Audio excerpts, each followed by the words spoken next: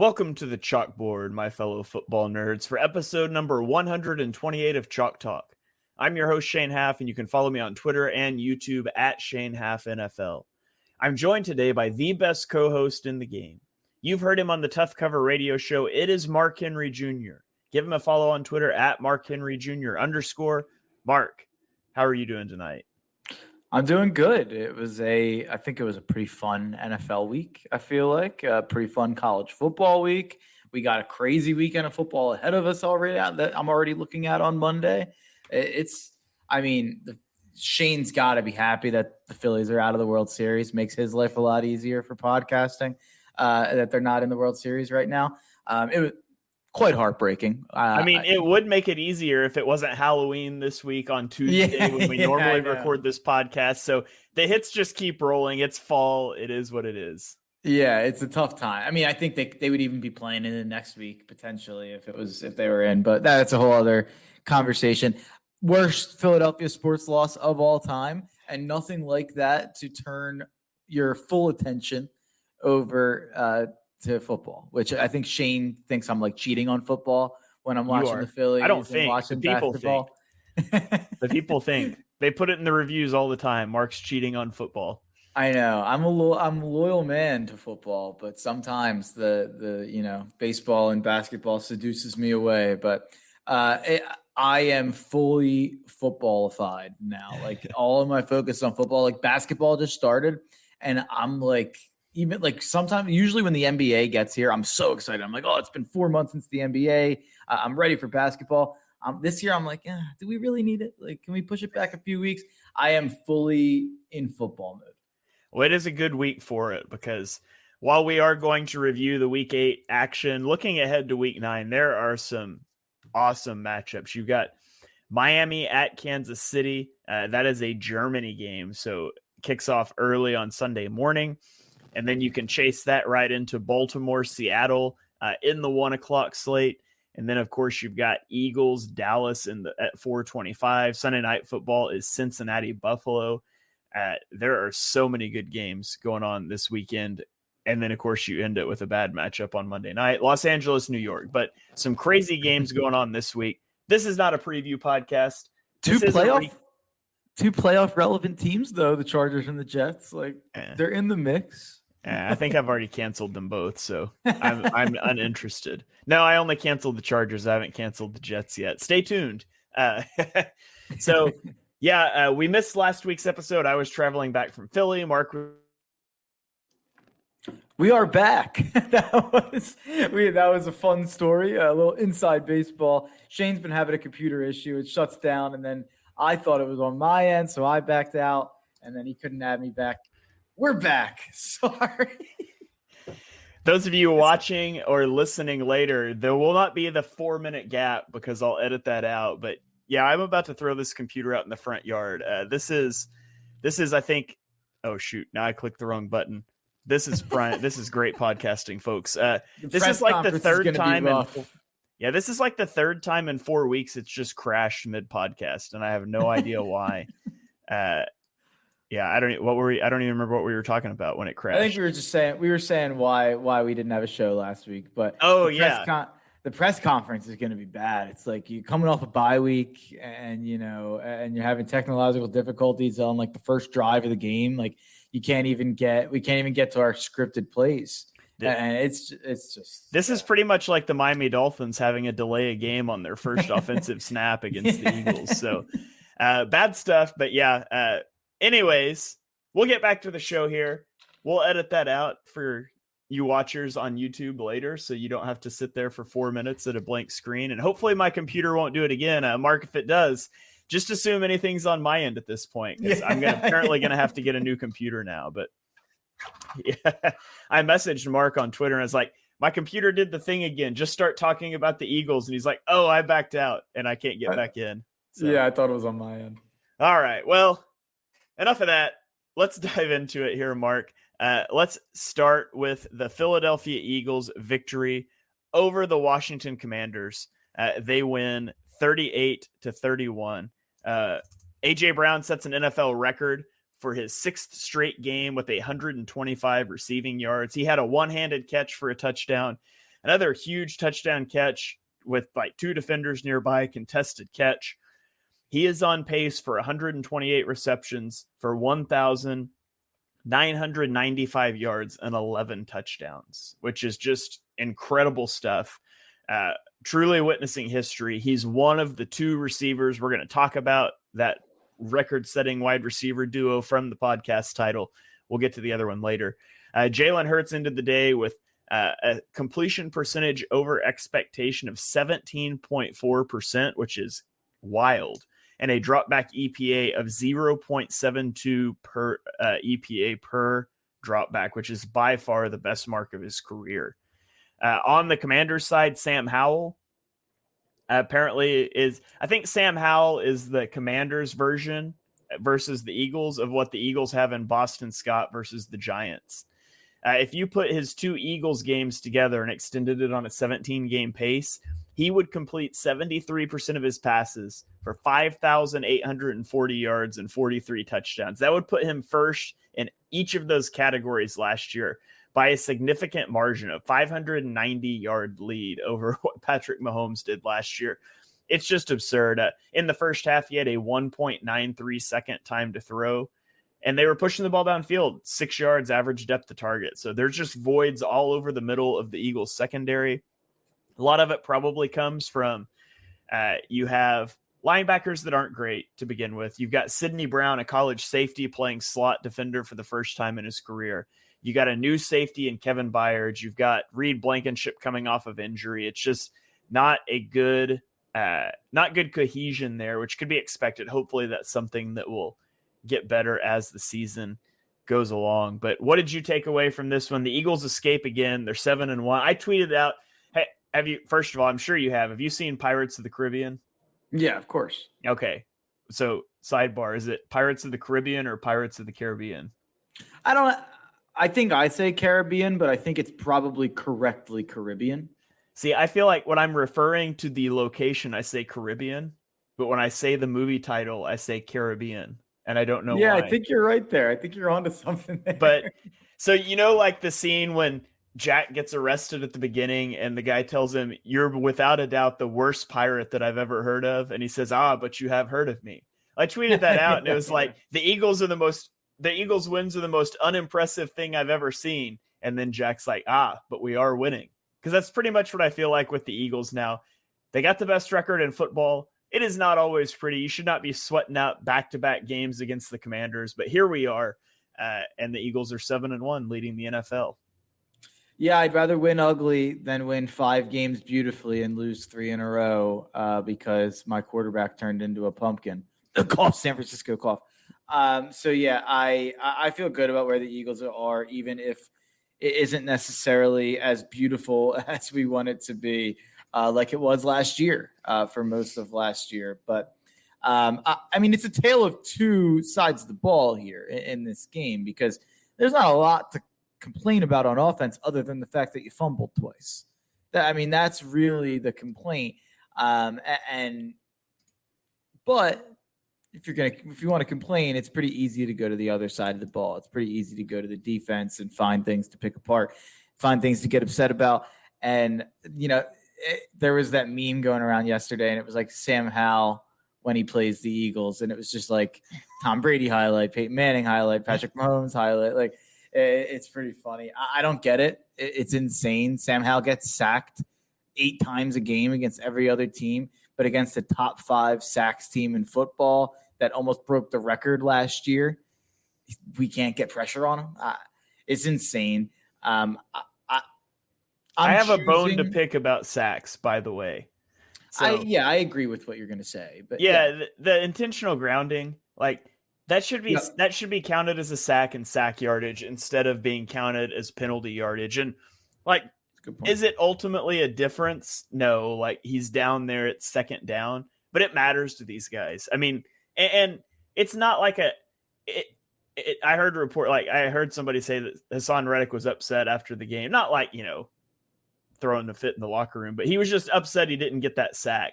And stat chasing's fine. Like that's how these guys get paid. Your agent 100%. Wants to sit down and say, hey, he had 20 sacks this year and things like that. I mean, that should count as a sack, especially when you run like Jalen Hurts escaping from the pocket, gets back to like a half a yard from the line of scrimmage and slides down, and they give the sack to the closest defender, even though they like didn't even touch him. Like, NFL, just change that rule. That should count as a sack. It doesn't impact the game, but it's meaningful for these guys. But he does get the sack at the end of the game. Hassan Reddick is the closer. Like, he gets a sack on the final drive. It's a few times now that he's done that. He did it against the Dolphins. He's done it, I believe, in one other game this year. So for whatever reason, Hassan Reddick on final drives is just killer. Yeah, the Phillies wish they had a closer as good as him. I don't even know how I just made that joke on myself. Feels like I wasn't going to bring it up with that one. Yeah, the Sixers could use a closer like that too. Yeah, Hassan Reddick. I mean, he really is the closer. People, what wasn't that a show? Wasn't there a girl on TNT or something called The Closer? Someone needs to like Photoshop Hassan Reddick's face onto her body. I'm sure he'd love that. There was a show, a quick Google search says, I have no idea what it's about, but it was a I don't know drama either. that ran for 7 seasons. Oh, Detectives. There you go. Yeah, that makes sense. Hassan Reddick seems to come up clutch at the end of games. I want to talk a little bit about Eric Bieniemy. Because Al, we've now seen him twice. He's the Washington offensive coordinator. He was Kansas City's offensive coordinator last year. And I heard someone say it, and I hadn't really thought of it. Is there a chance Bieniemy just has our defense totally figured out? Which he shouldn't, because this Decide defense isn't a carbon copy of the Gannon defense last year, although it's a lot of the same personnel. Does he just have the personnel figured out? Does he have – what explains – how good Washington's offense does against us when we held Miami to 10 points last week? How can we rationalize this in our heads? Yeah. First of all, you probably acknowledge if the Miami game is played 10 times, the Eagles only hold them to 10 points once. So you caught lightning in a bottle there. Not to say it wasn't a good performance. I just think, I mean, in this game, I really felt like it was put Jahan Dotson in the slot, put Logan Thomas on the other side. Where's Sidney Brown? Where's Reed Blankenship? Throw the ball at them immediately and don't let the the pass rush get there. And that's what they did to a really high success level in the first half. I just think there's a lot of zone drops over the middle of the field with guys that aren't very good. Either A, aren't very good in coverage, or B, are not used to playing together, and they don't relate those coverages well together. I haven't got to get into the All-22 film yet, but just feels like the spine of the defense is problematic. And we expected that coming into the season. Now, I do think it'll get better. I thought Reed Blankenship played a terrible game. He gets the pick at the end. That was in the Chauncey Gardner-Johnson vein of picks where it just went right to him. He didn't make a great play. It was just a bad throw right to his hands. Other than that, he didn't play very well. He was upset after the game. I heard people saying that, I think it was, I can't remember now. I can't credit whoever said this, but I saw it on Twitter. One of the reporters was saying that he was upset, just really down after the game. And they asked him like, what play are you upset about? And he was like, pick one. And you like that from the guy, that like he gets the interception, and a lot of guys would just be stoked about that. But like, he realizes he played a really bad game, and you don't expect that from him. He certainly showed well in his young career. Kevin Byard, you expect him to progress as well. So I think that will get better. Now, it doesn't have much time to get better because you're about to go into that Dallas game, the bye, and then you come out KC, Buffalo, San Fran, Dallas again, Seattle. So it's murderer's row. They're going to have to figure it out quickly. Yeah, and I guess just switching back to the offense, because I went right to the defense. I went right to the negative. All the talk here is going to be about A.J. Brown. And in some intents and purposes, it should be. He's fantastic. He's a top receiver in the world. Before I get to my main point, he's a top receiver in the world, Shane? 3, right? Are we counting Justin Jefferson, who's on IR? Okay, then so 3. Yeah, that's what I said too. I got some pushback from some people that I know in Philly saying he's number 1 without a doubt, and I'm like, all right. Going into the season, I went Justin Jefferson 1, Tyreek Hill 2, Devontae Adams 3, AJ Brown 4, and I would for sure flip Devontae Adams and AJ Brown right now. Yeah.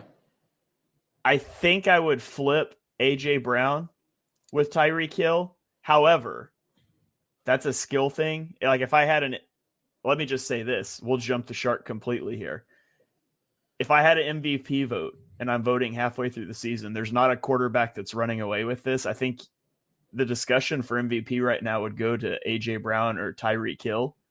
If I had that vote, I would vote for Tyreek. His production's still better. So I would rather have AJ Brown because I think whereas Tyreek Hill does one thing really well, he runs fast and speed kills, but you can throw the ball to AJ Brown short and he can break tackles. You can throw it to him intermediate. You can throw it to him deep. You can get him jump balls. Like there's really not any aspect of the game he's not really good at.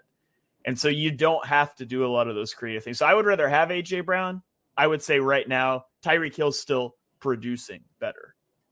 I think I would still rather have Tyreek Hill. I've said for a long time on this show, actually, Tyreek Hill or TJ Watt's a really tough question for me. Who I think is more valuable? It's probably Watt by a little bit. But I've said for a long time Tyreek Hill is the most valuable non-quarterback not named TJ Watt. And I still feel that way. I still think he's the number one receiver that I'd want on my team. I would put Jefferson second and I'd put Brown third. But regardless, I mean, you're picking nits. They're the three best receivers in the world. No question about it, in my opinion. But I actually wanted to push back against the MVP thing. Oh, okay. And I know that people want to give AJ Brown all the credit. And last week I was hearing about how Lane Johnson's the most valuable Eagle. And this week I'm hearing about how AJ Brown should be the MVP. Can we give credit to the guy who had the best passing day of his career on Sunday? And can we give credit to a guy who's currently second in MVP odds in Jalen Hurts? Because Jalen Hurts is right in the mix. I know he's got interceptions. 4 of them you can literally say like are not and in any way his fault. So it's tough for me to want to take that away from him because of that. And he's going to have the wins at the end of the year to be in the conversation. So I still think Jalen Hurts is probably the most valuable player in the NFL right now. If I had to just say who I think, and it's hard to say it's anyone but Mahomes has had 2 pretty crappy performances this year. So it's hard to back that up. I'm sure he will be in the conversation at the end, but I think Jalen Hurts is still the most valuable Eagle, even though we keep trying to crown a new Eagle as the most valuable Eagle every week. Yeah, I think if the interceptions get cleaned up, and I'm not saying they're his fault, but I'm saying there's a lot of guys that are going to vote on the award. They're going to check box scores, and they're going to see, he's on. And I'm not saying he's going to continue at this pace. He's on pace for 17 interceptions, and I don't think you're going to win the MVP with that. Now, you would expect some regression in terms of the interceptions there, but you look at the guy, and he was second last year, and he is right now he is projected to throw for 800 more yards. He's projected to throw for 6 more touchdowns. He's projected to throw for 11 more interceptions, and you would expect that to get toned down. I do think who's first projected right now? To run for about the same amount. Yeah, is Lamar number 1 right now? Tua is 1. So Tua's 3-1. Jalen's 4-1. Or this is what I saw this morning. But Tua's 3-1. Jalen's 4-1. Mahomes is 5-1. And then I think Lamar was like 6-1. I could have those numbers off a little bit, but it went Tua, Jalen, Mahomes, Lamar this morning. I feel like at the end of the year, the 2 guys that are most likely to win it are Jalen and Lamar. I think I think the Ravens offense is really coming together. We'll get to them in a minute. I think you could see them do really well. I think there's some Mahomes fatigue from him being so good. You'll see that with them not wanting to just give him the MVP again. Like you said, he's had a couple games that aren't so good. The Chiefs have struggled. I think the Chiefs are going to be fine. But I think those are the 2 guys that are probably most likely right now. I think Tua will fall off. You're still always concerned with injury. He's turned in 2 clunker games against the Bills and against the Dolphins, and against the Eagles. He's got to play the Bills again. And so we'll see how it shakes out, but that's kind of my thoughts right now. No, I think that's totally fair. I don't think it'll be Tua. I'm actually shocked Tua is the favorite, and I'm like the biggest Tua non-believer of all time. But I just don't think he's the MVP right now. I think it's Jalen or Lamar, if I had to say this second. And honestly, it's Lamar. Like, actually, as I'm sitting here thinking about it, Lamar's absolutely the guy that's the most valuable. If we're just taking it on face value at the definition of most valuable, it's Lamar Jackson, considering what he has to work with compared to Mahomes, compared to Jalen, compared to Tua. It's Lamar. But I do think Mahomes ends up winning it, if I had to just say who I think ends up winning it. But Jalen was unbelievable in this game. I mean, that throw to Julio, one of the best throws of his career.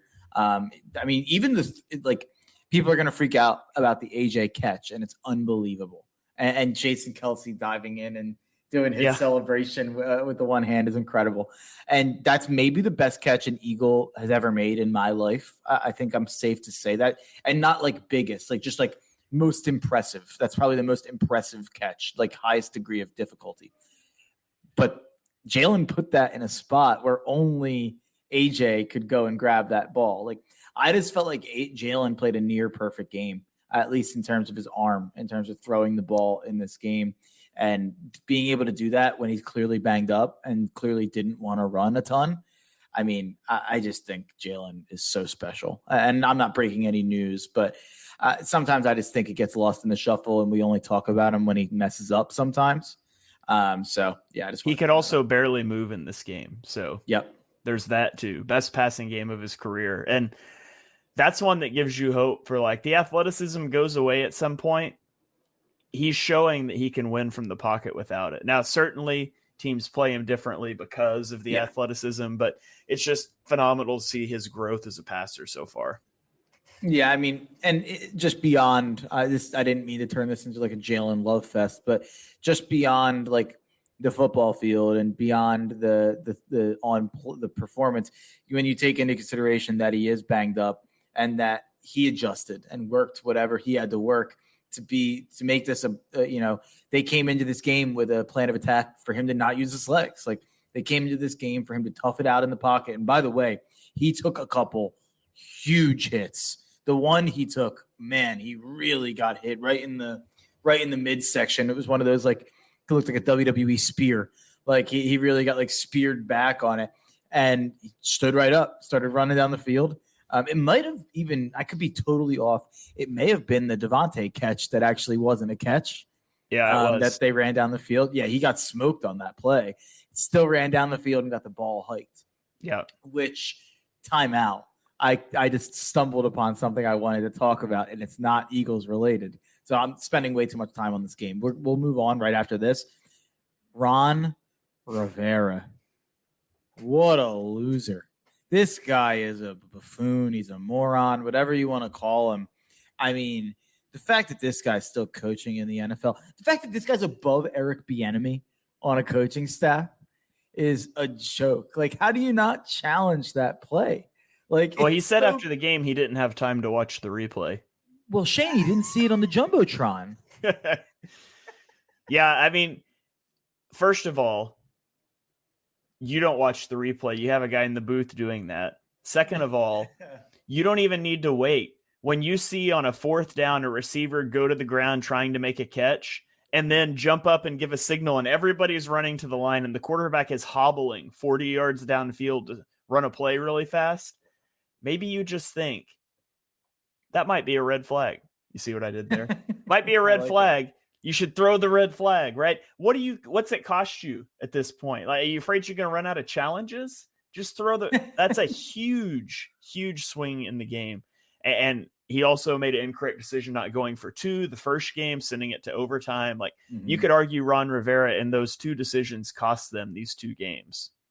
Yeah, and I will say that it was really weird at the end of the game, that catch that Washington had that ended up not being a catch, and then Rivera challenged it, and it was still incomplete. That was a weird situation. I'll give Washington fans, they were coming after me on Twitter saying the refs won us the game, yada, yada, yada.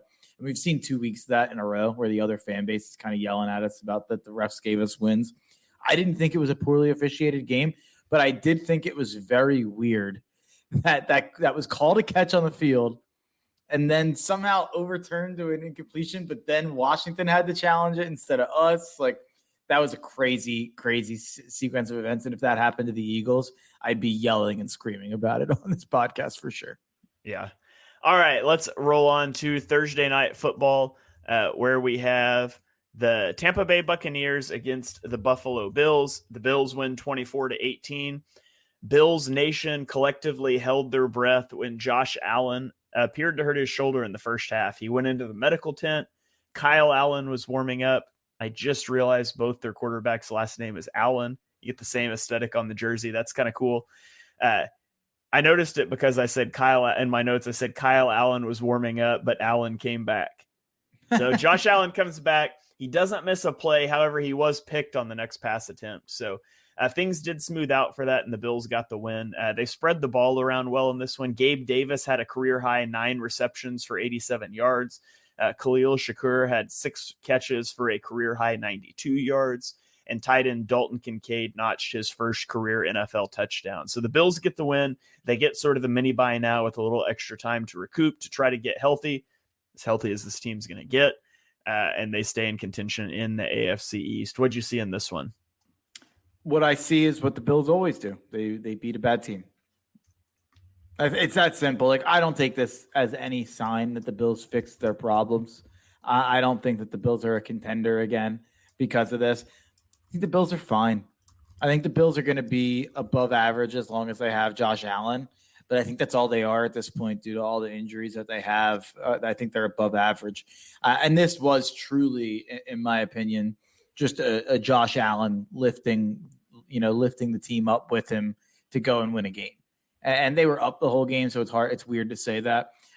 But he spread the ball around, had 4 guys really involved.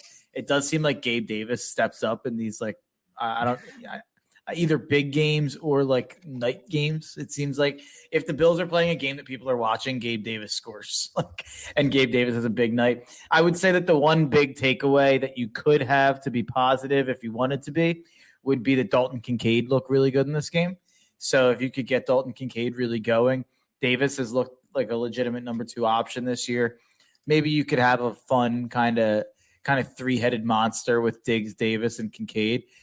But I don't know. They smell like fraud to me, and I think it'll be revealed this coming week against Cincinnati. I will never forget the 2021 playoffs when Gabe Davis caught 4 touchdown passes against the Chiefs in that loss. Like, the dude came into he had 6 touchdowns that whole season, and then he got 4 touchdowns, 200 yards receiving in that game. One of the wildest, like, one-off performances I've ever seen. And I was like, that was only his second year in the league. I was like, who is this guy? I wasn't covering I think that was the year we started Chalk Talk, but I was just starting to cover the NFL full time. And I was like, who is this guy? And why have I not heard of him before? Gabe Davis is a funny fantasy story. So I know you're not a fantasy guy, but after that 4 touchdown performance, and I'm pretty sure he was, I'm pretty sure he might have had a good game the week before that against New England too. But after that 4 touchdown performance and how he did in the playoffs, all the fantasy heads made him a top 15, top 20 receiver pick last year. And I was like, that's a lot of, you're putting a lot of faith in the playoff performance there. I think he's more of a top 30, 35 guy. And that's what he was. He didn't live up to what he was drafted to be last year. And the funny thing is, this year, there was a massive overcorrection, I felt like, and he was being drafted outside of the top 40 receivers. And I was like, well, no, he's a good player, and he could pop and have some big games where he wins you weeks.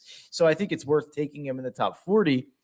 And he's kind of exactly what he's been all 3 years. Like, he's big game dependent. And if you play him every week, he'll win you a couple weeks. But it's just funny because that was, who you mentioned that 4 touchdown game, and you said, I remember it. So does the fantasy community because it convinced a lot of people a lot of things. Yeah. All right. Well, let's move on to a historic game in the Sunday early slate. That was the Houston Texans at the Carolina Panthers. Historic because it's the first time in NFL history the top 3 picks from the same draft have been on the same field as rookies. It turned into a defensive struggle. Houston loses 15-13. Bryce Young was sacked 6 times in this one by the Houston defense. Houston had 9 tackles for loss and 10 QB hits, but when it mattered most, they could not get a stop on the final drive of the game, and Carolina kicked a game-winning field goal as time expired. Houston has now dropped 2 of their last 3, both on the road, both by 2 points. This was Bryce Young's first game with a passer rating over 100, and he did it while he had no help from the run game. 24 carries for 44 yards from the running backs. He leaned on my guy Adam Thielen, who had 8 receptions for 72 yards, cashing the best bet in football. Yes, it has surpassed Jalen Hurts anytime touchdown score. Adam Thielen over 6.5 receiving yards. It was his 6th game with 7 or more receptions, this is hilarious. It's the longest streak in Carolina history, which surprises me with like Steve Smith. I would have thought that they would have a higher mark than that, but Carolina wasn't doing it for him. That's true. Carolina topples Houston and gets their first one of the year. Yeah, and you got to feel good about this if you're a Panthers fan, because obviously I think you probably have some fears that you might have took the wrong guy. And that's not, that's not like it's over today. That conversation is going to be happening for the rest of these guys' careers, or at least as long as it's a conversation. But it's got to feel good that Bryce Young probably played the best game of his year so far this week, and CJ Stroud happened to probably play the worst game of his year so far. 16 for 24 for 140 yards for CJ Stroud. And I think Stroud's really good. I mean, we talked about it on here, how good we both think Stroud is. I do think, and I've brought it up on here, I don't know if it's a play calling thing, because Bobby Slowick is a Shanahan guy, D'Amico Ryan's a defensive guy. Could they be being conservative? Or is CJ Stroud not taking enough chances? Because it does seem like way too much of their offense is screens. Way too much of their offense is 3-yard slants. I'd be curious to know what his ADOT looked like in that game, or just in general throughout the year, and how that ranks. But it feels like Houston is really lacking in terms of creativity on getting the ball down the field. I mean, in this game, their leading receiver was Brown, 3 catches for 57 yards. Then they had Nico Collins, 4 catches for 30 yards. Like, that's not good enough in 2023. And they actually ran the ball okay in this game, not terribly, but not good enough to make up for the fact that there was no explosive plays in the passing game for the entire game. Yeah, so ironically, CJ Stroud actually has the 9th highest ADOT so far this year at 8.6, which is surprising to me. His turnover-worthy play rate ranks 7th lowest at 2.2%, behind Josh Allen, Dak Prescott, Jared Goff, Matthew Stafford, Joe Burrow, and Tyrod Taylor. So, ironically, this might be the only time you ever hear me say this. They need CJ Stroud to have some more turnover-worthy plays. Just be a little more gunslingerish. Try to figure some stuff out. And that's usually the arc you see for quarterbacks early on in their career. It's like, I can make that throw. Oh, no, I can't. And you get that learning process. And as good as Stroud's been, this year isn't the end-all thing for Houston. Like, now they may be able to make the playoffs, but I would rather see Stroud try to push the boundaries here and see what he can do.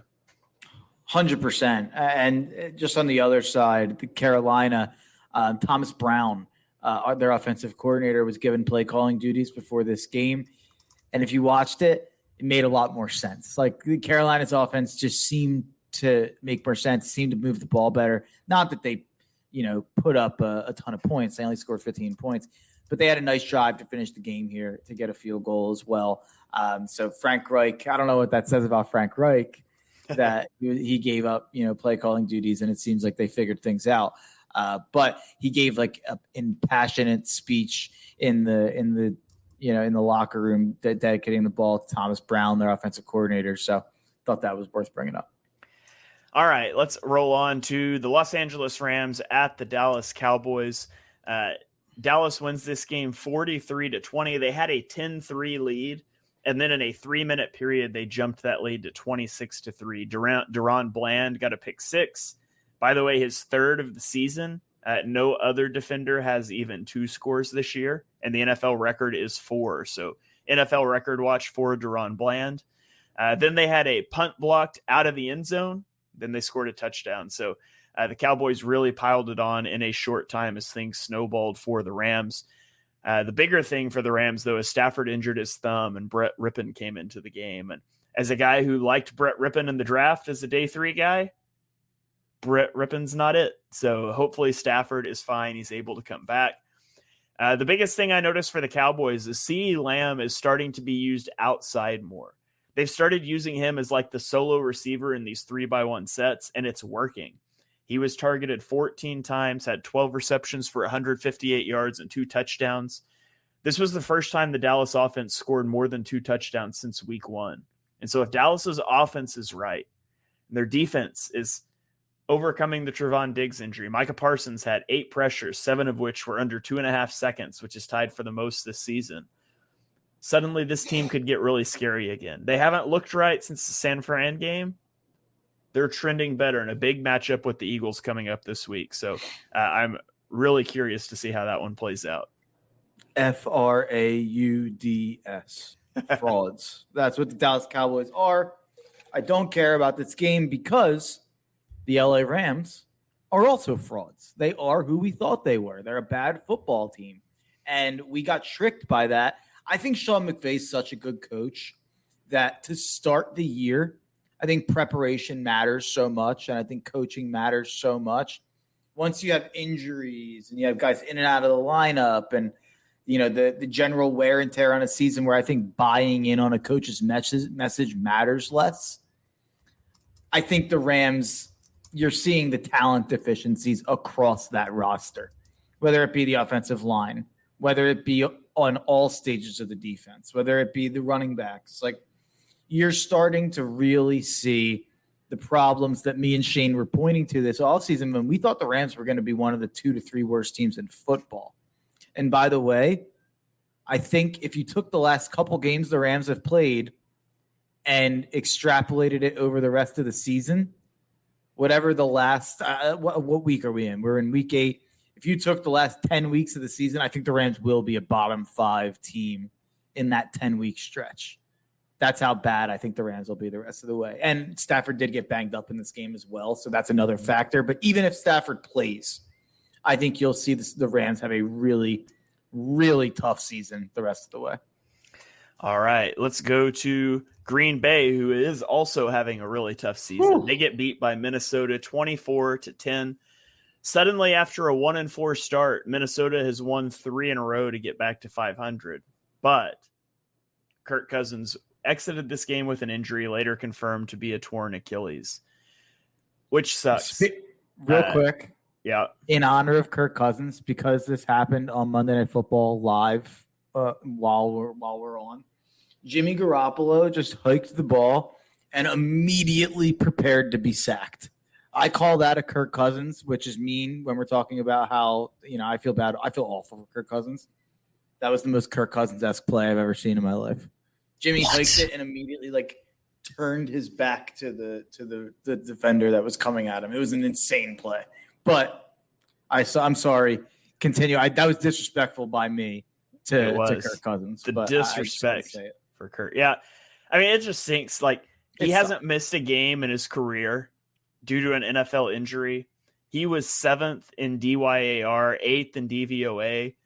He was 35 years old, playing one of the best seasons of his career, about to hit open free agency. And we don't see that happen with quarterbacks very often. Like, watching his free agent arc was going to be fascinating.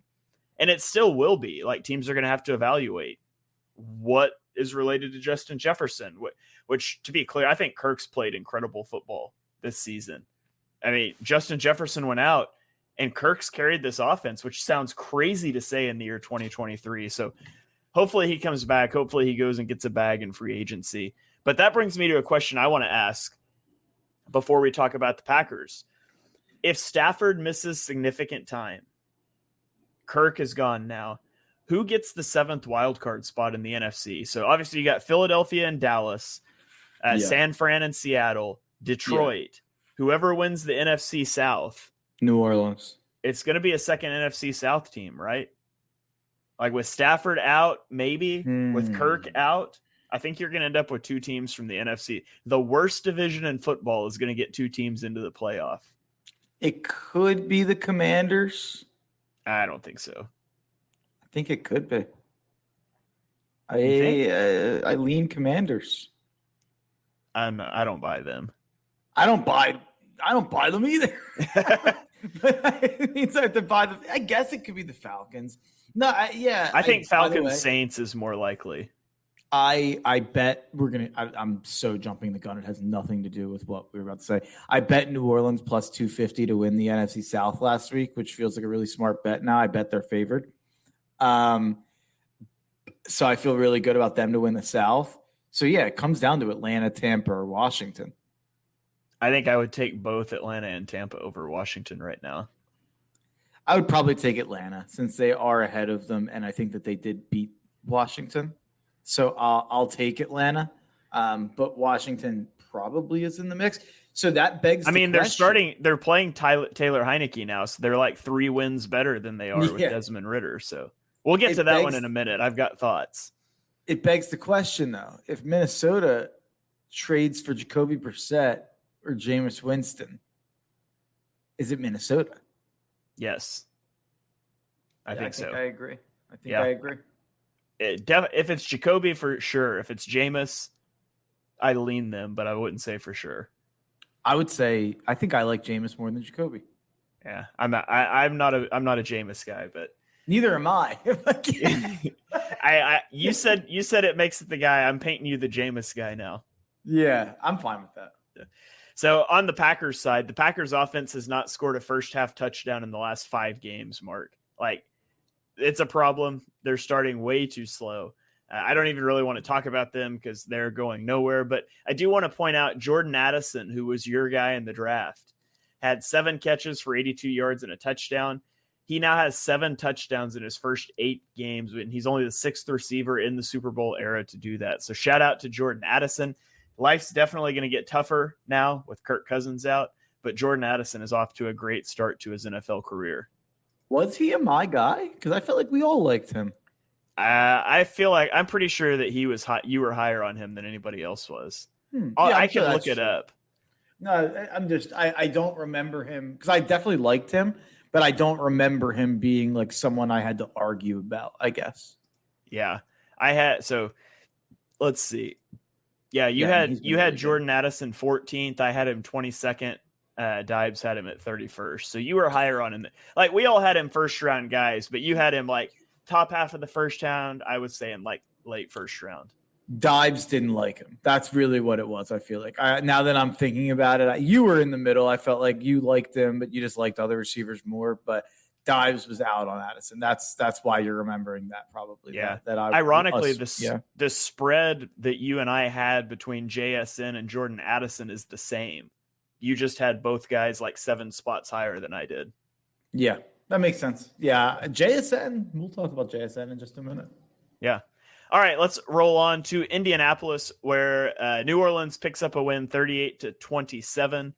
Alvin Kamara had 110 scrimmage yards and 2 touchdowns, roughly split between passing and receiving. Taysom Hill had 9 carries for 63 yards and 2 touchdowns, 1 reception for 14 yards, and he completed a 44-yard pass, which is more than you could say for Gardner Minshew, who completed only 56% of his passes and threw a pick. Jonathan Taylor had 12 carries for 95 yards, but then only 1 carry in the second half for some reason. His usage continues to be strange. And Derek Carr probably had his best game as a Saint, throwing for over 300 yards and 2 touchdowns, although he was strip sacked once. And like you said, New Orleans, I think you think they're the favorite to win the division now. I think they're definitely in contention for a playoff spot. Yeah, I think they'll absolutely be in the playoffs. I wonder what their odds are just to make the playoffs. I'm going to try to find them while we're talking, but I just, like you just laid out, that's a really good, endorsement of why you should try to go find that price. Yeah, I'm seeing minus 150. That's probably not worth laying that money to make the playoffs. But I was really impressed by the Saints in this game on both ends. I know that they gave up a lot of points, but it felt like a lot of them were on penalties. Like the Colts kind of penaltied their way down the field, or they had these long, explosive running plays. It felt like they did a really good job against the pass. And I do know Minshew put some stats up. The Saints were up and the Colts were throwing. But in the first half of this game, the Saints kind of controlled it, even though it was still kind of close. I felt good about how the Saints played in this game. It actually felt like Dennis Allen wasn't incompetent in this game. Like, it felt like a well-coached game. The Saints were my best bet because of how I saw last year Gardner Minshew played against the Saints with the Eagles, and he looked terrible. It was the worst game I've ever seen Gardner Minshew play. So I figured in Indy against the same defense with much worse supporting pieces around him than he had in Philly, he's probably going to struggle against Dennis Allen's defense again. And I want to know, I'm curious as we're sitting here talking, I'm sure his stat line in the classic Gardner Minshew fashion ended up looking a lot better than it felt. But yeah, okay, it's not okay. 23 for 41, 213 yards, 5.2 yards per throw. That's not great. 76 passer rating, 23 for 41.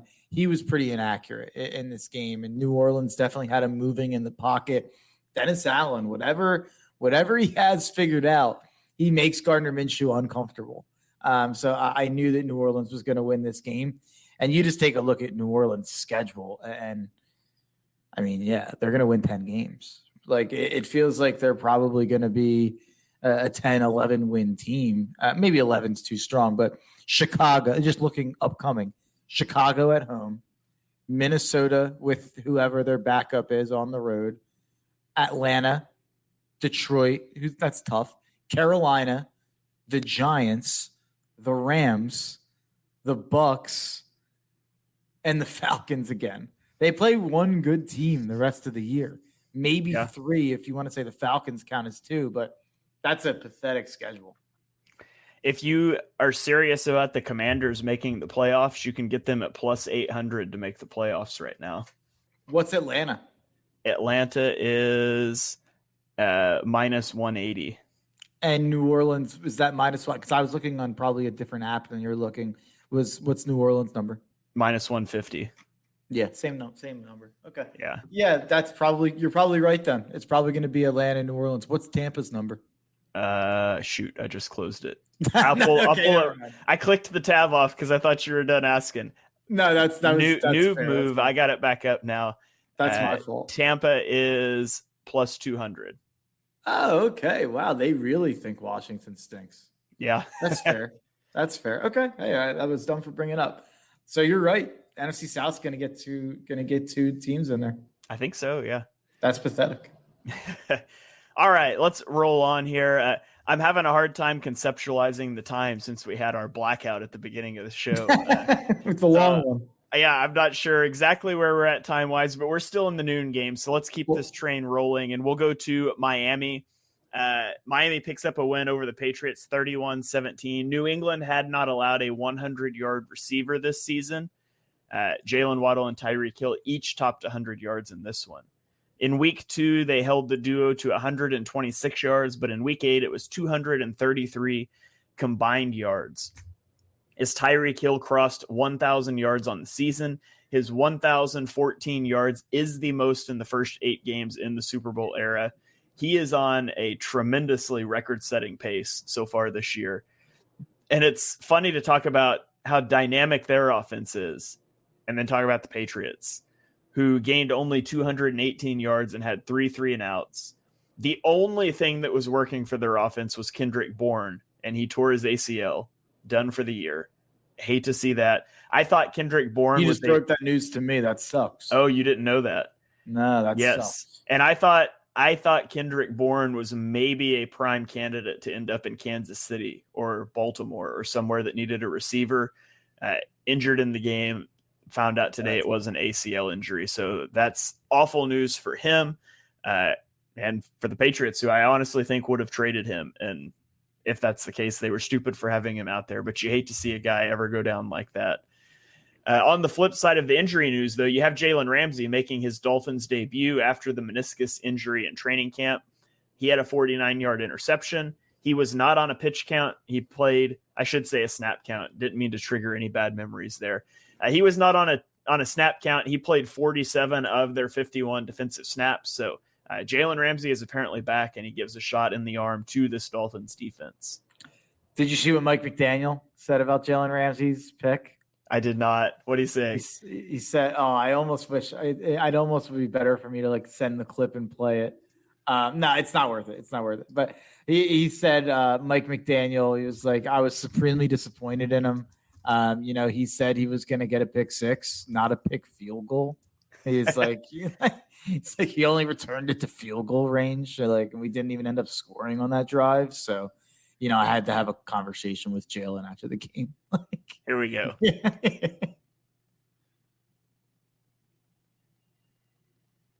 Oh, well, I thought there we went, but the video is not playing. So never mind. Viewers, I'll tweet it later. You can go look at it. Yeah. But yeah, Mike McDaniel's classic. And then, so the craziest kind of, the Kendrick Bourne thing stinks, because the craziest thing is I vividly remember 2021 when we first started the show. We did a preview for the Patriots, and I was like, watch out for Kendrick Bourne. I've always liked this guy in San Francisco.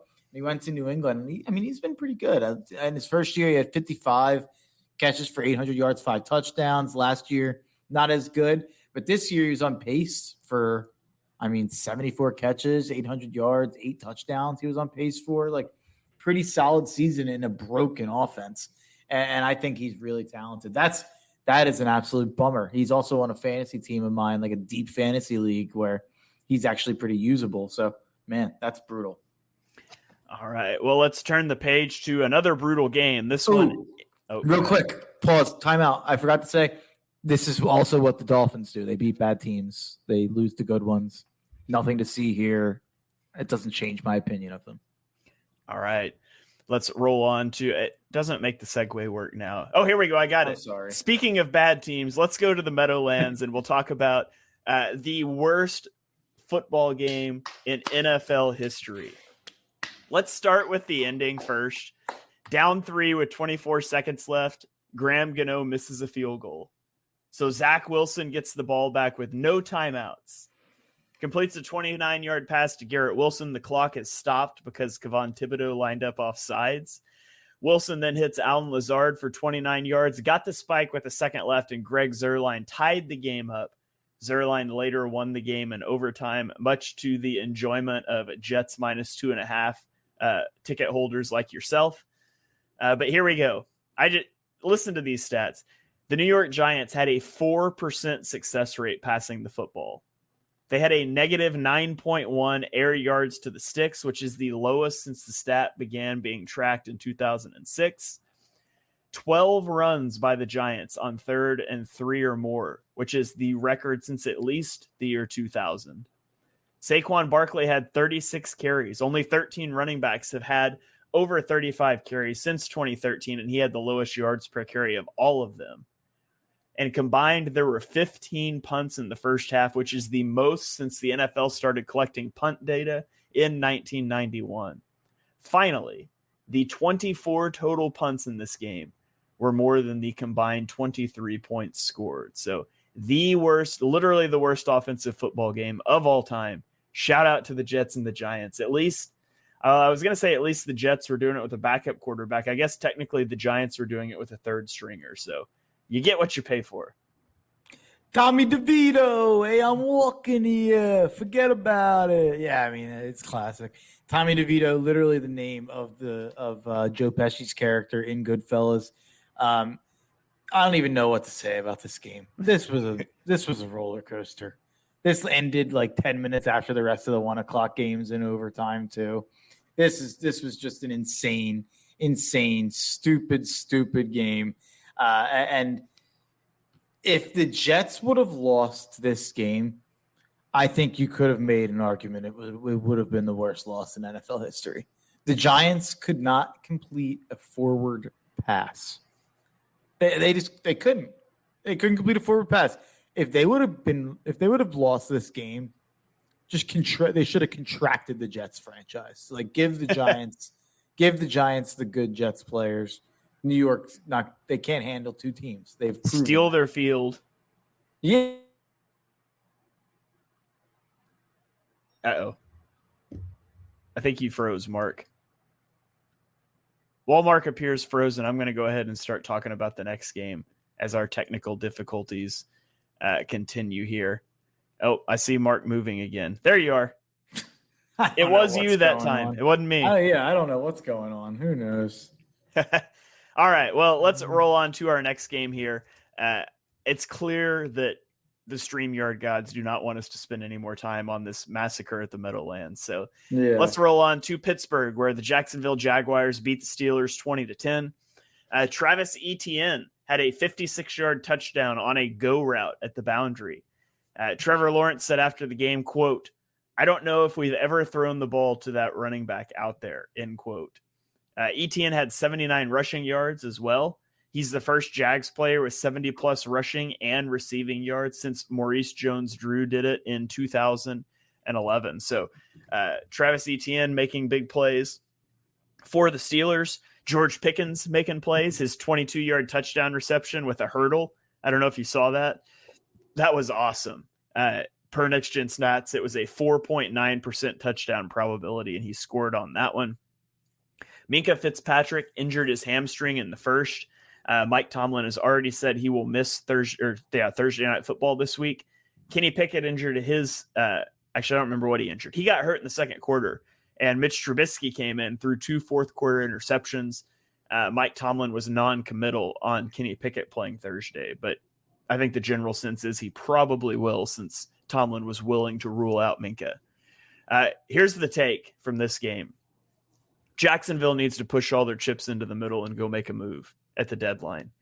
They sit atop the AFC, tied, albeit, but look at their strength of schedule. Who are they contending with? Baltimore, hardest strength of schedule left. Cincinnati is number 2, Buffalo is 3, Miami is 4, Kansas City is 12. Jacksonville's all the way down at 17. They're the only team of that group I mentioned that's a serious contender in the AFC with a remaining strength of schedule below 500, significantly below. It's like 46% versus the Chiefs is like 53. There's a huge difference there. There is no reason that the AFC playoff should not run through Jacksonville. And so the Jaguars push the chips into the table. I'm going to steal a bit from later because in my closing thoughts, I'm going to propose some trade deadline moves and you can nix them or not. The Jags should go trade for Carl Lawson from the Jets. He's only played 17% of their snaps this year. He's been inactive for 2 games. Final year of his deal. Jets have spent a first-round pick each of the last 2 years on edge rushers. But Lawson had 7 sacks last year. Go get Carl Lawson. The splashier move is Josh Uche. I think he's going to cost you more. But go get Carl Lawson. Go get Josh Uche. I would love to see them go make a move and go be buyers at the deadline. They very realistically could be the 1 seed in the AFC if they'd make some moves. They could be the 1 seed in the AFC without making moves. That's true. I feel that good about Jacksonville. But no, I agree. Of course, go get another pass rusher to add to Josh Allen because Josh Allen's a one-man pass rushing crew for your team there. They don't really have anyone else. It's too bad they didn't like spend a first-round pick on his pass rusher when they had the chance.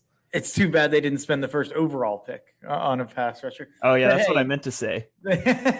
Jacksonville is doing the thing that you do when you have a bad defensive lineman who you drafted, where you talk about how, look at these pressures and hits. And, I get it, but he hasn't had any production on any level, and he's not good against the run. So the Trayvon Walker stuff, I never understood.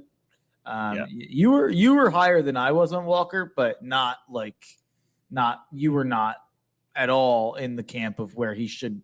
Dives was very high on Trayvon Walker, but we were definitely skeptical on where he should go in terms of I can't believe he went first. I still can't believe it. Aiden Hutchinson. Can you imagine this team with Aiden Hutchinson? I just want to say, you're out here scapegoating me. I had Trayvon Walker 16th and you had him 18th. So I was right there. Well, you were a little higher. Yeah, Dibes had him 6th. I thought you had him 8th or 9th, to be quite honest. So I didn't even know I had him 18th. I would have told you. If you would have made me guess, I would have guessed 12th. But 18th, I'm happy with that. We both had Jermaine Johnson 17th, which is funny. That is funny. How's he been, Jermaine Johnson, overall? To be honest, I'm not sure. I don't think he's been very good, but I could be totally off there though. But yeah, what about Chase Young?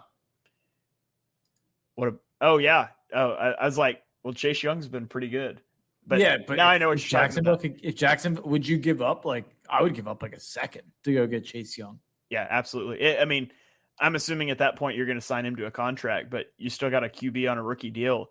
I'd give a second for Chase Young or Montez Sweat, who maybe is a better player.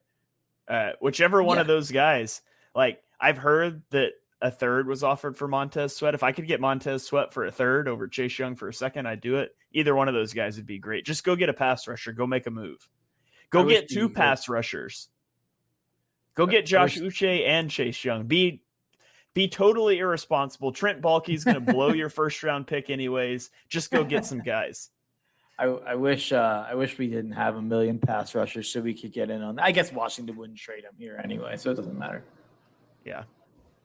All right, let's roll on to Tennessee. One of the more surprising results of the day is Will Levis throwing 4 touchdown passes as the Tennessee Titans beat the Atlanta Falcons 28-13, wrecking yet another one of my bets. I'm about done gambling for the year, I think, but Will Levis threw the 4th, 5th, and 8th longest air yard touchdowns of the season in his first start. He was also pressured on 44% of his dropbacks, something he really struggled to deal with in college. Didn't matter. He just said, hey, DeAndre Hopkins is down there somewhere. Desmond Ridder had negative 0.51 EPA per play. Taylor Heineke comes into the game and had 0.27 EPA per play. Ridder had 3 points in the first half. He also had an NFL-leading 12th turnover. Taylor Heineke had 20 points in the second half. Now, Arthur Smith said after the game that the switch was injury-related. Desmond Ridder was evaluated for a concussion. He was cleared, but he didn't return to the game. Arthur Smith said that he still has confidence in Desmond Ridder. Here's the take. If Arthur Smith announces Desmond Ridder starting this week, they should fire him on the spot. Like, that's egregious. If at this point, if he comes out, if he walks into the office and says, hey, we're going to start Desmond Ridder, the GM should be like, hey, you're out of here. And the shame of it is, I think Arthur Smith is like just generally a very good, like, play caller, schemer. Like, I think he's generally a good coach, but I think how he handles these personnel things and also how he handles the media. He said that Desmond Ridder wasn't benched for performance reasons. All right, dude. Like, you said he was ruled clear. I just don't.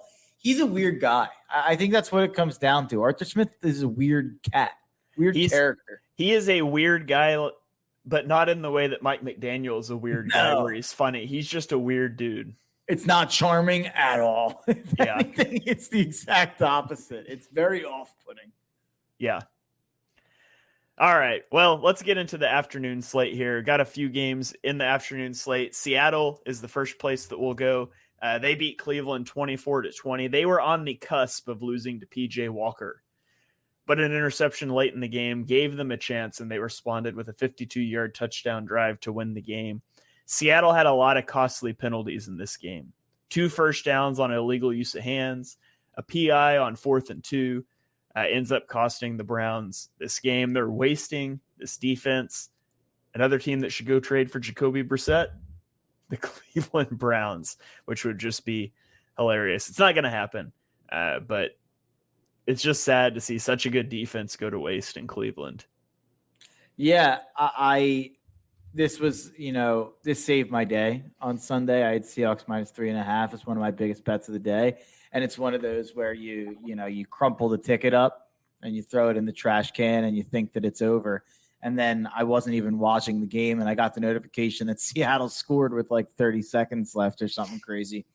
So I ended up going back and watching what happened. And this is yet another win for Seattle that, you don't feel good about. Like, they're sitting here at 5-2. They won. They're leading the division over San Fran. And I'm like, are they as good as I hoped they'd be? Like, I can't get a read on Seattle. I think Pete Carroll, I think they're just pretty good in every facet. Pete Carroll's a really good coach. And Gino, even when he's trying to lose you the game sometimes with picks, is still able to make a couple big plays happen with DK and Lockett.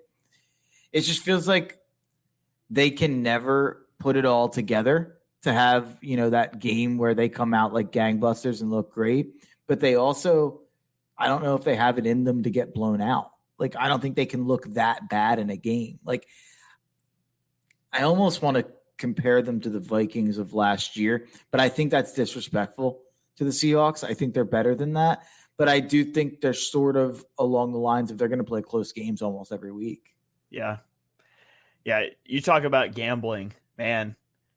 My two biggest bets of the week was Atlanta -2.5 against the quarterback nobody wanted in Will Levis, who has that incredible performance. And then Houston -2.5 against a winless team, and they lost outright. I couldn't believe it. It's been a rough 2 weeks of gambling for me. I had Houston too. That was a tough one. And by the way, I wanted to zoom past the last game, so I disrespectfully did not even talk about the Will Levis thing. Will Levis might end up being like, I might need to delete some tweets.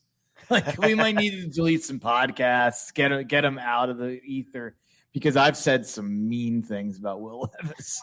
and I did not feel great about Will Levis, which is funny because I liked him in college. But once you're watching him with like a keen eye scouting, I thought there were a lot of flaws and there were a lot of things that I didn't think could be fixed at the NFL level. He looked really good. He looked really good in that game. And a lot of that is just being smart enough to target DeAndre Hopkins, which, hey,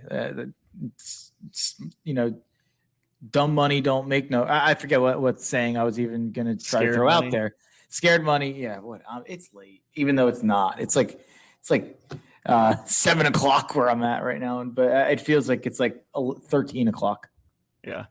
All right. Well, let's roll on to the Arizona Cardinals, who face the Baltimore Ravens. And Mark, I got to show you a video here to start this one off. There's no better place to start Baltimore, Arizona than this gym. And was assisting people down. My man just started throwing babies out the window.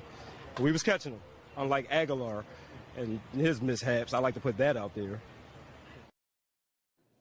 I forgot about his mishaps. Yeah, there you have it.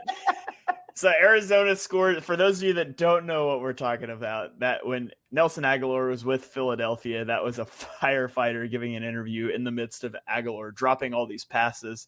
Well, in this game, Arizona scores a touchdown with 1:14 to go to cut it to a 10-point lead. They go for the onside kick, and Nelson Aguilar muffed it. A field goal ensued.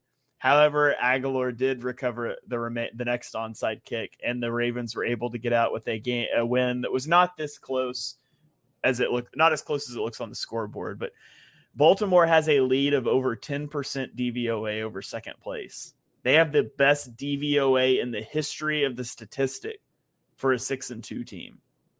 This team is very, very good. And that's why I said Lamar Jackson MVP. I think that's a good bet. I think the Ravens are going to win a lot of games. Now, they do have a brutal schedule. Also, a fun fact on Lamar Jackson. In his career versus NFC teams, he has a 17-1 record, which is a 95% winning percentage, the highest by any QB since at least 1970. The only other thing that stuck out to me in this game is Michael Pierce. It's not often you notice a 350-pound nose tackle in a game, but you did if you were watching this one. He batted down a fourth down pass. He stuffed a fourth down run. He had a strip sack of Joshua Dobbs. The Ravens are playing really good football, and the offense is starting to click. This is going to be a fun team to watch down the stretch. I'm pretty sure that Ravens NFC loss was – yeah. Oh, my God. That's amazing. It was Daniel Jones last year. It was the Giants. The Giants beat them. And I remember I bet on the Ravens against the Giants in that game and referenced that NFC stat. And then it's like, of course, Daniel Jones against them, their first loss. Baltimore's really good. I struggle with Baltimore, Jacksonville. Who do you take more seriously as an AFC contender that can beat Kansas City? I think Baltimore. I think Jacksonville. I think Jacksonville has a better chance to get the 1 seed by virtue of your schedules, but I think Baltimore is a better team. I think I'm so jagged. I'm so jagged up. I'm such a believer in the Jags, but I think the Ravens are third for me in the NFC, which means I put them ahead of Miami. You mean the AFC? Yeah, I'm sorry. In the AFC, I put them ahead of Miami. I take them more seriously than Miami as a contender. But for me, it's Chiefs, number 1, Jags and Ravens, like neck and neck. And then Miami's like a little step down from that. The Ravens are very much a top 5. They're a top 5 team in football. I think it's the Niners, the Eagles, the Chiefs, the Jags, and the Ravens. In my opinion, those are the 5 teams that can win the Super Bowl. And the Dolphins could too, I guess. I'm going to ask you a question here that's skipping a game, but we'll come back to it. How about Cincinnati? Where do you put Cincinnati? Yeah. Because after that game against San Francisco, I've got Cincinnati ahead of Miami. So I think that's fair. Cincinnati wins 31-17. And my takeaway from that game is just that Joe Burrow's back. He had 19 straight completions. He had scrambles coming off the bye week. The calf looks totally fine. Now we'll see how it looks, next week on a regular week rest, but they got back under center for the first time this year. They've had over 90% in the shotgun all season. It's tremendously hard to run out of the shotgun if you don't have a mobile quarterback. Low key, I think that's why the Eagles have had trouble with it. Jalen hasn't been as mobile the last few weeks with his injury. Hard to run out of shotgun. Joe Burrow had a 10.5% explosive play rate. He had a 7.9% scramble rate, and suddenly the Bengals are 4-3. Only one game behind Baltimore in the loss column. Now Baltimore's 6-2. They've played an extra game. But they have a huge matchup looming on Thursday Night Football in Week 11, which will be really fun to watch. But before we get there, they've got Buffalo next week, which is going to be a huge matchup. Heat check for the Bengals, who have the hardest strength of schedule remaining. I referenced that earlier. The Ravens are at number 2. So these teams have their work cut out for them, but I am fully back on Cincinnati after declaring them dead earlier this year, because I did not expect Joe Burrow to come off the bye week and look back to normal. And he's fun to watch. I'm glad he's back. On the flip side, you see the 49ers, the wheels are just falling off. Start 5-0. They've lost 3 straight games. Now, I will say, did I make a video clowning Brock Purdy for all the interceptions earlier today? Yes. I think he played really well. I think he just threw some big picks. They had the best offense by success rate in Week 8. Their 8 yards per play was the best in the league in Week 8. They're moving the ball well. Their success rate plus explosive play rate was the 4th best of any game this season.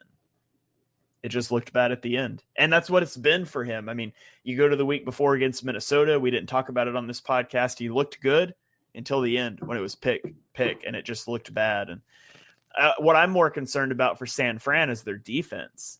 They're allowing 122 rushing yards per game the last 3 weeks.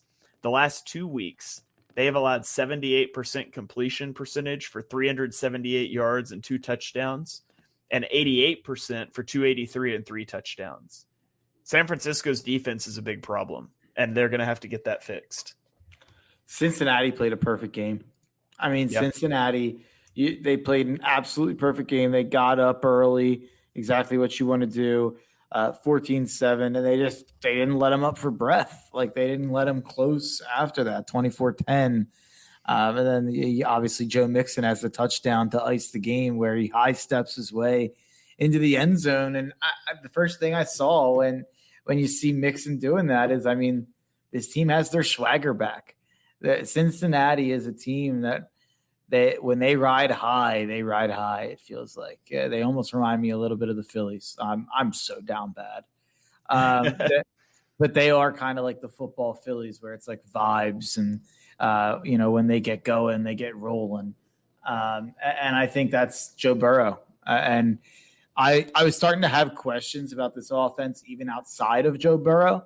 And this is kind of stealing from Greg Rosenthal on Around the NFL. But you start asking questions about, like, is Mixon done? Is T. Higgins really as good as we thought?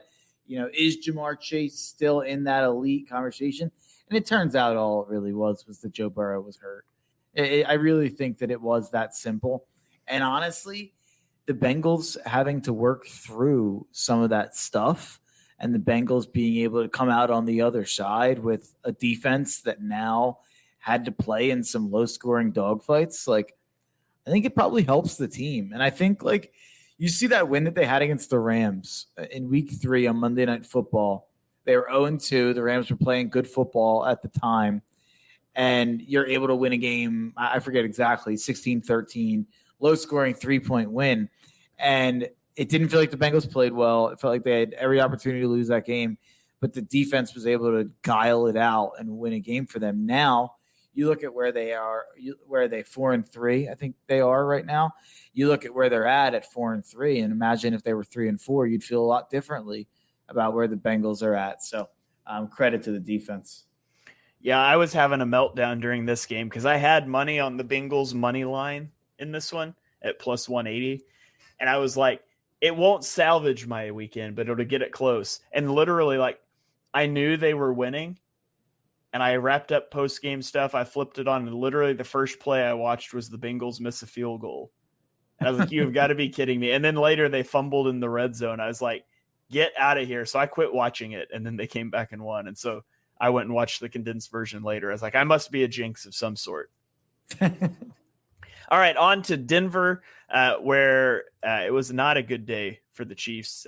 Patrick Mahomes coming into the game. Was he going to have his flu game? And the answer was no. This was the Chiefs' first loss by more than 4 points since October 24th, 2021 at Tennessee. It broke an NFL record 40 straight games without losing by more than 4 points. Kansas City only had one drive over 50 yards in this game. Mahomes threw 2 picks. He had a fumble. MVS fumbled. Mecole Hardman muffed a punt. Sky Moore dropped a touchdown. It was just a bad game. Travis Kelce, this is a fun stat. The last time the Broncos beat the Chiefs was in 2015. Travis Kelce led the Chiefs with 58 receiving yards. Mark, how many receiving yards do you think Travis Kelce had to lead the Chiefs on Sunday? 40? 58. Same thing. So the moral of the story for the Chiefs is don't get Travis Kelce 58 yards against the Broncos, and you're probably going to win the game. Yeah, no, that's fair. I had the Chiefs to finish a teaser at plus 3. No. That's just brutal. I can't believe the Chiefs lost this game, and I tweeted it out. It's like the Chiefs absolutely screwed me, and I will be hammering them next week against Miami minus 2.5 in Germany. Like, I'm just going to put the blinders on, and I'll be hammering them again next week, even though they just broke my heart this week. This is just, to me, this just felt like a weird game. It just felt like a wonky, weird. Denver hasn't beat them in 50 years and needed to get off the schneid, and Sean Payton had his guys ready to play. I think more than anything, I'm taking away that the defense is still really good. Like, the defense kept giving Mahomes and the Chiefs offense chances to kind of get back in the game and to get the ball. There's a couple turnovers, and it just didn't matter. The offense wasn't able to get going no matter what the defense did. So I still think the Chiefs have a top 5 defense. And I think if you give me Patrick Mahomes in a top 5 defense, they could lose the next 3 games. I'll still probably feel pretty good about them. All right, let's roll on to Sunday Night Football, if we must. It is the Los Angeles Chargers hosting the Chicago Bears. They win 30-13. Justin Herbert was 11 of 11 for 120 yards and 2 touchdowns in the first quarter. Austin Eckler had 7 catches for 94 yards and a touchdown. His total through the first 7 games was 83 yards receiving. He had 94 in this one. He is the 4th player in the Super Bowl era to have 30 rushing and 30 receiving touchdowns. Mark, can you name the other 3? I cannot. What's the stat again? I'm sorry, 40 rushing, 30 receiving? 30-plus rushing, 30-plus receiving touchdowns. One of them. Shady? No, not Shady. Right team, wrong running back. Westbrook? Brian Westbrook's one. Okay. McCaffrey? Not McCaffrey. Marshall Faulk? Marshall Faulk is, and you won't get the other one. James Brooks, who I've never even heard of. But of Roger Craig. But of those guys, Brian Westbrook, 3rd-round pick. Marshall Faulk was the 2nd overall pick. James Brooks was the 24th overall pick. Austin Eckler is the only UDFA to do it. So impressive stuff from Eckler, player I've always really liked. Well, I didn't know who he was as UDFA, but in the last few years, a guy I've really loved watching. I think it was the stat I saw over the last, maybe it was 3 years, rushing touchdown leaders over the last 3 years. It was Eckler in first place at 40. Who do you think was in second place at 29?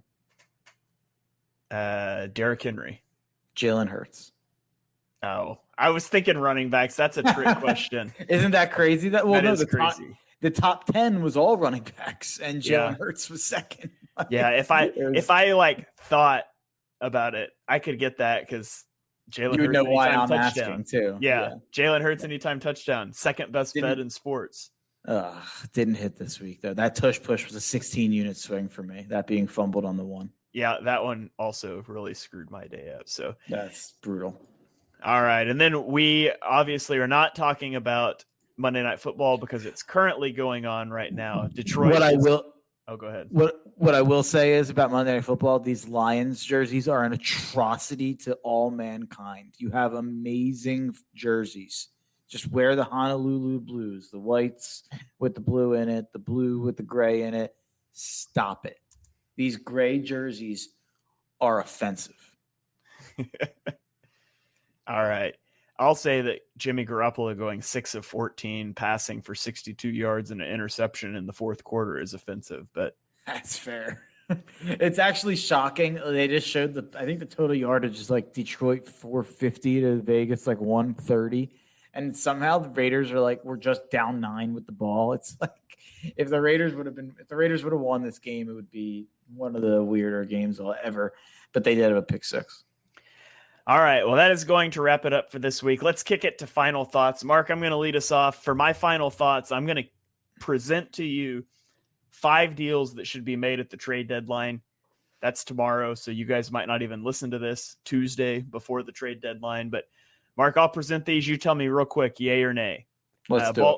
Baltimore should go get Derrick Henry. 100%. Get a running back. I've been on this for months. Yeah. I wanted Taylor. Henry's even better.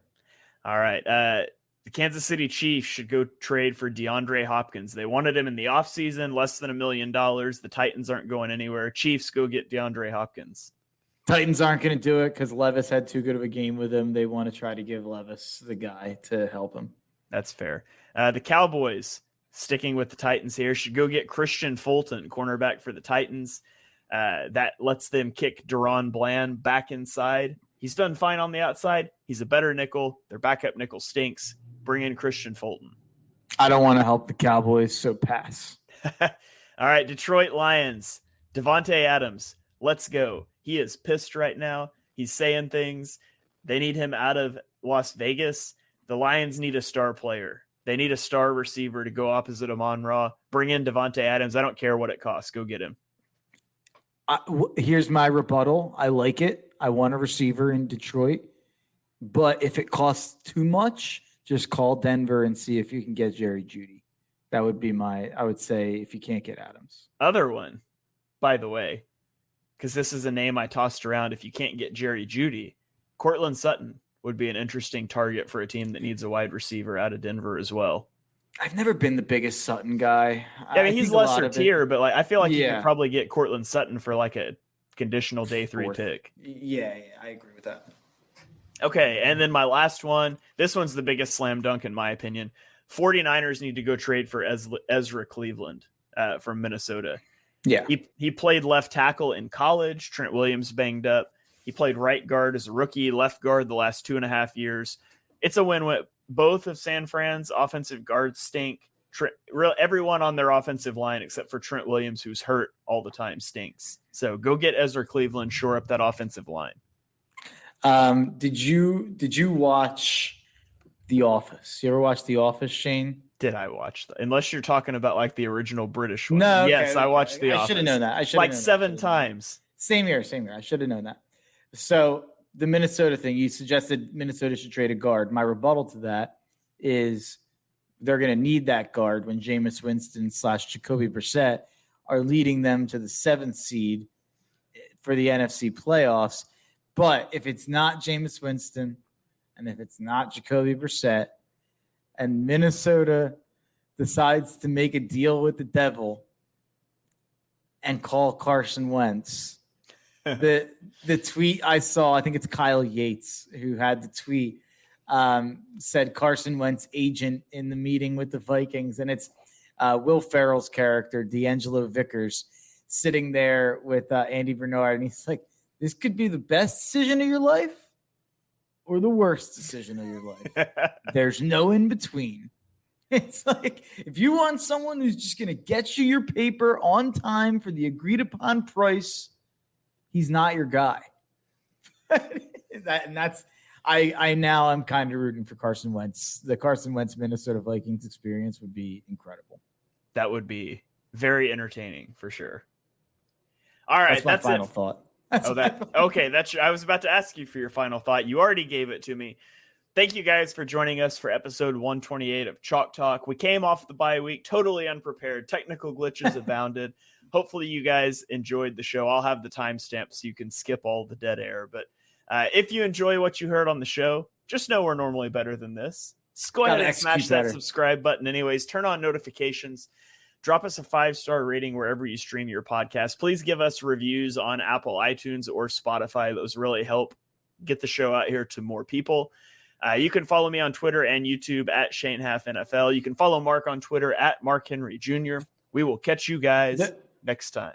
The thing that, wait, before you go, my excuse for the technical difficulties is, when Shane had the technical difficulty, I wasn't able to see it because I didn't see it on the Jumbotron. And my guys up in the booth didn't tell me, you can't blame me. You weren't able to see the replay. So yeah, I didn't see the replay. And on that note, that's a great ending to the podcast. On that note, we will catch you guys next time.